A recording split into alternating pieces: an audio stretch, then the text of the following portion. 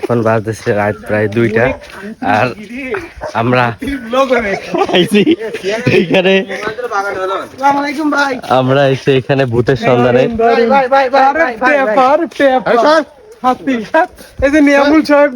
তো দীপ পেতনির অপারেশন করবে।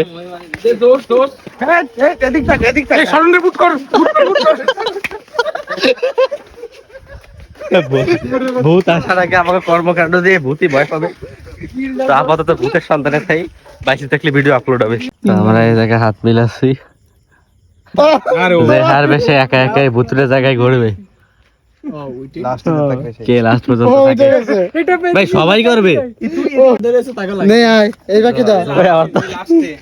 লাস্টে থাকবে সে।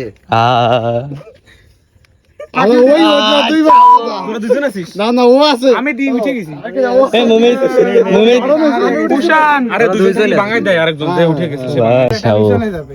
তুই উঠে গেছিস,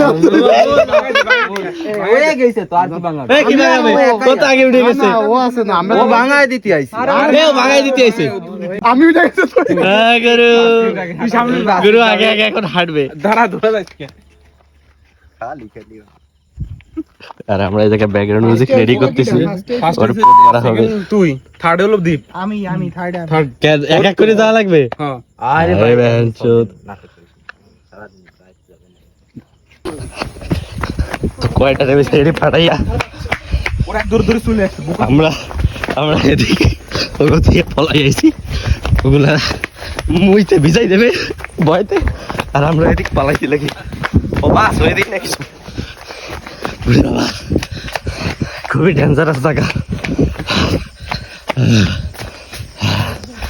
একদম অবস্থা 12টা 13 বেজে গেছে। আমরা সামনে দাঁড়াবো না, ভয় দেবো না। আরে আছে, রাস্তাটা আছে, সিপার রাস্তা দিয়ে সোজা আসা যায়। তো ওগো যে রাস্তাটা পাঠাইছি, এই যে বাঁশ বাগান, রাতে তো শুয়েও দেওয়া যায় না।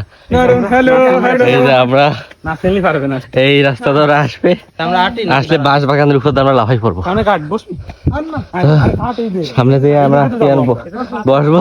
ওরা রাস্তা খুঁজতে ব্যস্ত থাকুক, রাস্তা খুঁজতে লাগুক, আমাকেও অবস্থা খারাপ হয়ে গেছে। এই যে পাহাড় পর্বত জঙ্গল ফুটাফাটার ভিতর দিয়ে আমরা যাচ্ছি।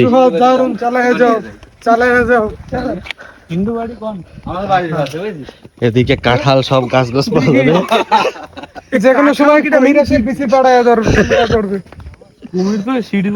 তো এই হচ্ছে আমরা মাজারে আইছি, কুমির উঠে